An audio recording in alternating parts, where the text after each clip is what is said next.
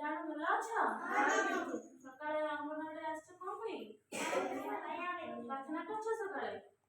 କରୁଛ? ହଉ ଆମେ ଆଜି ପ୍ରଥମ କ୍ଲାସ୍ କଣ କରିବା? ଋତୁର ନାଁ ସବୁ ଜାଣିବା ହେଲା। ତମେ ଋତୁର ନାଁ ଜାଣିଛ? ହଉ ହଉ କହିଲେ ଆମ ଗୋଟେ ବର୍ଷ ଆମ ବର୍ଷ ଗଲେ କଣ 12 ମାସ ଅଛି। 12 ମାସ ସହିତ କେତୋଟି ଋତୁ ଅଛି? ଋତୁ କେତୋଟି? 6ଟି। 6ଟା ଋତୁର ନାଁ ଜାଣିଛ? ଜାଣିଛ? ତମେ ଜାଣିଛ? ହଁ ନାଇଁ ମୁଁ କହିଦଉଛି ପ୍ରଥମ ହେଲା। ପ୍ରଥମ ଋତୁର ନାଁ କଣ? ଗ୍ରୀଷ୍ମ ଋତୁ, ବର୍ଷା ଋତୁ, ଶରତ ଋତୁ, ହେମନ୍ତ ଋତୁ, ଶୀତ ଋତୁ, ବସନ୍ତ ଋତୁ। ଠିକ ଅଛି? ତାହେଲେ ମୁଁ ତମକୁ ଯାହାକୁ ପଚାରିବି ସେ କହିପାରିବ? କହିଲ ଋଷି କହିଲ ଯୋଉ ଋତୁର କେତେଟା ଋତୁ ଅଛି ଗୋଟେ ବର୍ଷରେ? ଗୋଟେ ବର୍ଷରେ କେତେ ଋତୁ? 6ଟି ଋତୁ। 6 ଋତୁର ନାଁ କହିଲ? ଜଣେ ଯାହା ପଚାରି କହିବ। ଗ୍ରୀଷ୍ମ ଋତୁ, ବର୍ଷା ଋତୁ, ଶରତ ଋତୁ, ହେମନ୍ତ ଋତୁ, ଶୀତ ଋତୁ, ଭେରି ଗୁଡ୍। ଆମେ ଜାଣିବା ଋତୁର ସବୁ କଣ ସବୁ ହୁଏ ହେଲା। 6ଟା ଋତୁ ଅଛି। ପ୍ରଥମ ଋତୁର ନାଁ କଣ? ଗ୍ରୀଷ୍ମ ଋତୁ। ଗ୍ରୀଷ୍ମ ଋତୁରେ କଣ ହୁଏ? ଖରା ହୁଏ। Very good. ଖରା ହୁଏ। ତାପରେ କଣ ଜୋର ଖରା ହୁଏ, ଗରମ ପବନ ମଧ୍ୟ ବହେ। ଖରାରେ କଣ ଲୋକମାନେ ବାହାରକୁ ଆସିପାରନ୍ତି ନାହିଁ। କିନ୍ତୁ ବାହାରକୁ ଆସିଲେ କଣ କରନ୍ତି? ମୁଣ୍ଡରେ ଛତା ନେଇକି ଆସନ୍ତି, ଛତା ଧରିକି ଆସନ୍ତି ହେଲା। ତାପରେ କଣ ଯୋଉ ଖରାରେ କଣ ହବ? ଦିନଟା ବଡ ହୋଇଯାଏ, ରାତି କଣ ଛୋଟ ହୁଏ। ଆଉ ଗାଁରେ ସବୁ ଯୋଉ ନଈ ନାଳ ପୋଖରୀ ସବୁ ଅଛି କଣ ହବ? ସେ ଜଳ ସବୁ କଣ ହୁଏ? ଶୁଖିଯିବ। ଆଉ ସବୁ ଯୋଉ ଗଛ ସବୁ ଅଛି, ଗଛ ପାଣି ନ ପାଇକି କଣ କରିବ? ମରିଯାଏ ହେଲା। ତାହେଲେ ଏଇ ଯୋଉ ଖରା ଦିନରେ ଆମେ କଣ ଛୋଟ ପିଲାମାନେ ସମସ୍ତେ ଆଇସ୍କ୍ରିମ ଖାଉ, ଥଣ୍ଡା ଜିନିଷ ଖାଇବା ଆମକୁ ଭଲ ଲାଗେ ହେଲା। କୋଉ କୋଉ ଫଳ ସବୁ ହୁଏ କହିଲ? ପଣସ, ସପୁରୀ, ତାଳ ହେଲା ଏସବୁ ହୁଏ। ଗ୍ରୀଷ୍ମ ଋତୁ ପରେ କଣ ହବ? ଆମ୍ବ ହୁଏ ନା। ଗ୍ରୀଷ୍ମ ଋତୁ ପରେ କଣ ହୁଏ? କୋଉ ଋତୁ? ଗ୍ରୀଷ୍ମ ଋତୁ ପରେ ବର୍ଷା ଋତୁ। ବର୍ଷା ଋତୁରେ କଣ ହୁଏ? ବର୍ଷା ହେଲା କଣ ଋତୁର ଦ୍ୱିତୀୟ ନମ୍ବର 2 ନମ୍ବର ଯୋଉ ଋତୁଟା ହେଲା କଣ? ବର୍ଷା ଋତୁ ହେଲା।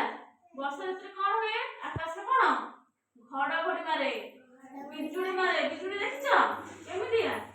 ଲାଇଟ୍ ହେଲେ ନା ଯଦି ରାତିରେ ସେଇଟା ଘଡଘଡି ହେଲା। ଘଡଘଡି ବିଜୁଳି ସହିତ କଣ ବର୍ଷା ହୁଏ ହେଲା। ବର୍ଷା ହେଲେ କଣ ହବ? ନଈ ନାଳ ସବୁ କଣ ହବ? ଜଳ ପୁରା ପାଣି ପୁରା ଫୁଲ ହେଇଯିବ। ପାଣି ଫୁଲ ହେଲେ କଣ ବନ୍ୟା ଆସେ। ଆମ ଗାଁରେ ବନ୍ୟା ଆସେ ନା? ଡଙ୍ଗା ଆସେ ନା? ବନ୍ୟା ଆସିବ। ଆଉ କଣ ହବ? ସବୁ ବାରି ଘର ସବୁ କଣ ବାରି ଦାଣ୍ଡ ଫାଟ କଣ ହୁଏ? କାଦୁଅ ହେଇଯାଏ। କାଦୁଅ ହେଇଯାଏ ନା? ତାହେଲେ ବର୍ଷା ଋତୁରେ ଆମେ କଣ ବ୍ୟବହାର କରୁ? କିଏ କହିବ? ହାତରେ କଣ କହିଲ? Very good. ହଁ ତାହେଲେ ବର୍ଷା ଋତୁ ପରେ କୋଉ ଋତୁ ଆସିଲା? ଗ୍ରୀଷ୍ମ, ବର୍ଷା, ତାପରେ ଶରତ। ଶରତ ଋତୁ କଣ? ଶରତ ହେଲା କଣ ଋତୁର 3 ନମ୍ବର ଋତୁ ହେଲା କଣ? ଶରତ ଋତୁ ହେଲା। ଶରତ ଋତୁରେ କଣ ହୁଏ? ଆକାଶ ଦେଖିଛ? ଆକାଶ ଦେଖିଛ? ଆକାଶ ପୁରା ନିର୍ମଳ ଦେଖାଯାଏ। କିନ୍ତୁ ବର୍ଷା ଦିନେ କଣ ହୁଏ? ବର୍ଷା ଦିନେ କଣ ପୁରା ଅନ୍ଧାର ହେଇଯାଏ ନା, କଳା କଳା ଦେଖାଯାଏ। କିନ୍ତୁ ଶରତ ଋତୁରେ କଣ ହବ? ଆକାଶଟା ନିର୍ମଳ ଦେଖାଯିବ ହେଲା।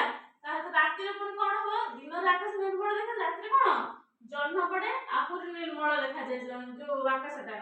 ତାପରେ ଶରତ ଋତୁରେ କୋଉ ସବୁ ଫୁଲ ହୁଏ କହିଲ? କଇଁ ଫୁଲ, ପଦ୍ମ ଫୁଲ, ଗଙ୍ଗଶିଉଳି ଫୁଲ। ଗଙ୍ଗଶିଉଳି ଫୁଲ ଦେଖିଛ? ତା ପତ୍ର ଆମେ ବାଟିକି ଜର ହେଲେ ପିଉ ନା? ତାହେଲେ ଶରତ ଋତୁରେ କଣ ହୁଏ? ପୂଜା ପର୍ବ ସବୁ ଦଶହରା ହୁଏ। ଦଶହରା ହୁଏ ନା? ଶରତ ଋତୁ ପରେ 4 ନମ୍ବର ଋତୁ କଣ ହେଲା? ହେମନ୍ତ ଋତୁ। ହେମନ୍ତ ଋତୁରେ କଣ ହୁଏ? କାକର ପଡେ। କାକର ପଡେ ଦେଖିଛ?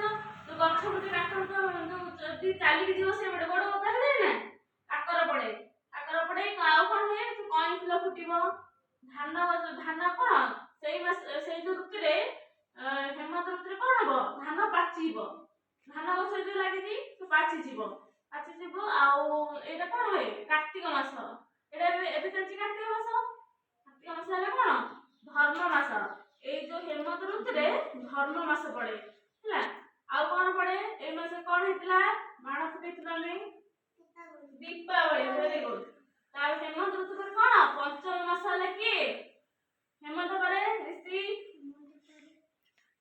ହେମନ୍ତ ପରେ ଗ୍ରୀଷ୍ମ ବର୍ଷା ଶରତ ହେମନ୍ତ ତାପରେ ଶୀତ ଋତୁ ହେଲା କଣ ପଞ୍ଚମ ମାସ ପଞ୍ଚମ ମାସ ନା ପଞ୍ଚମ ଋତୁ ହେଲା ଶୀତ ଋତୁରେ କଣ ହୁଏ ହଁ ଶୀତ ଋତୁରେ କଣ ହୁଏ ଉତ୍ତର ଦିଗରୁ କଣ ଥଣ୍ଡା ପବନ ବହିବ ଏଇଟା ହେଲା ପୂର୍ବ ଏଇଟା ହେଲା ପଶ୍ଚିମ ଏପଟେ ଉତ୍ତର ଏପଟେ ହେଲା କଣ ଦକ୍ଷିଣ ଏଇ ଉତ୍ତର ପଟୁ କଣ ହବ ଥଣ୍ଡା ପବନ ବହିବ ଥଣ୍ଡା ପବନ ବହିଲେ କଣ ହବ ଏଇ ଋତୁରେ କଣ ହୁଏ ନା ଦିନଟା ଛୋଟ ହେଇଯାଏ ରାତି ବଡ ହେଇଯାଏ ଖରା ଦିନେ କଣ ହୁଏ ଖରା ଦିନରେ କଣ ଦିନଟା ବଡ ହୁଏ ରାତିଟା ଛୋଟ ହୁଏ କିନ୍ତୁ ଶୀତ ଦିନରେ କଣ ହବ ଦିନଟା ଛୋଟ ହେଇଯିବ ରାତିଟା ବଡ ହେଇଯାଏ ଶୀତ ଦିନେ ଆମେ କଣ ପିନ୍ଧୁ ସବୁ ସ୍ୱେଟର ଭେରି ଗୁଡ ଶୀତ ଦିନେ କଣ ଶୀତ ଲାଗେ ଆମେ ସ୍ୱେଟର ପିନ୍ଧୁ ଛତା ନାହିଁ ଛତା ବର୍ଷା ଦିନେ ଖରା ଦିନେ ହେଲା ଶୀତ ଦିନେ ଆମେ କଣ ଯୋଉ ଶାମ୍ବ ଦଶମୀ ହୁଏ ଯେମିତି ସବୁ ପିଠା ସବୁ ବଢା ହେଇଥିବ